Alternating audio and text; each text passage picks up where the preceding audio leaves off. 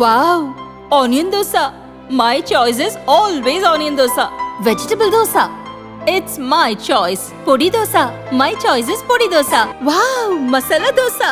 It's always my choice. Dosa வகைகளில் ஒவ்வொருவருக்கும் ஒவ்வொரு சாய்ஸ் இருக்கலாம். ஆனால் எல்லா வகை தோசைகளுக்கும் ஒரே சாய்ஸ் இதயம். தேர்தல் களத்தில் முதலில் எதிரொலிக்கும் வார்த்தை வாரிசு அரசியல்.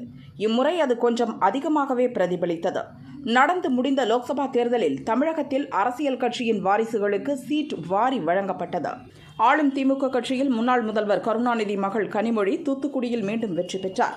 அமைச்சர் துரைமுருகன் மகன் கதிர் ஆனந்த் வேலூரில் மீண்டும் வெற்றிக்கனியை பறித்தார்.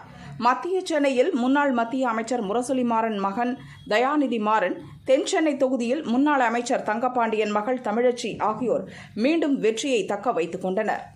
அமைச்சர் நேரு மகன் அருண் பெரம்பலூரிலும், மதிமுக பொதுச் செயலாளர் வைகோ மகன் துரை திருச்சியிலும் முதன்முறையாக வெற்றி மகுடம் சூடினர். காங்கிரஸ் முன்னாள் மத்திய அமைச்சர் ப சிதம்பரம் மகன் கார்த்தி எம்பி சிவகங்கை தொகுதியில் காங்கிரஸ் சார்பில் களமிறங்கி வெற்றிக்கனியை தட்டி பறித்தார். கன்னியாகுமரியில் அத்தொகுதியின் முன்னாள் எம்பி வசந்தகுமாரின் மகன் காங்கிரஸைச் சேர்ந்த விஜய் வசந்த் வாகை சூடினார். முன்னாள் காங்கிரஸ் தலைவர் கிருஷ்ணசாமியின் மகன் விஷ்ணு பிரசாத்துக்கு கடலூர் தொகுதியில் வெற்றி வசமாகிறது. அதிமுகவும் தன் பங்கிற்கு வாரிசுகளை களம் இறக்கியது. முன்னாள் அமைச்சர் ஜெயக்குமாரின் மகன் ஜெயவர்தன் தென் சென்னையில் போட்டியிட்டார்.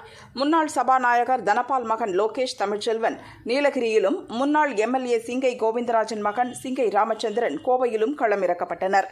பாரதிய ஜனதாவில் காங்கிரஸ் முன்னாள் தலைவர் குமரி அனந்தன் மகள் தமிழிசை சவுந்தரராஜன் தென் சென்னை தொகுதியிலும், பாரதிய ஜனதாவுடன் ஐக்கியமான சமக தலைவர் சரத்குமார் மனைவி நடிகை ராதிகா விருதுநகரில் களமிறங்கினர். பாமக தலைவர் அன்புமணி மனைவி சௌமியா தருமபுரியில் களமிறங்கினார். தொடக்கம் முதலே முன்னணியில் இருந்த நிலையில் கடைசி நேரத்தில் வெற்றி திமுக வசம் போனது. தேமுதிக தலைவர் மறைந்த விஜயகாந்தின் மகன் விஜய பிரபாகர் விருதுநகரில் முதல் முறையாக களமிறங்கி ஓட்டுகளை அள்ளினார். ஆனால் வெற்றி வசப்படவில்லை. காங்கிரசின் மாணிக்கம் தாக்கூர் 3வது முறையாக எம்பி ஆகிறார்.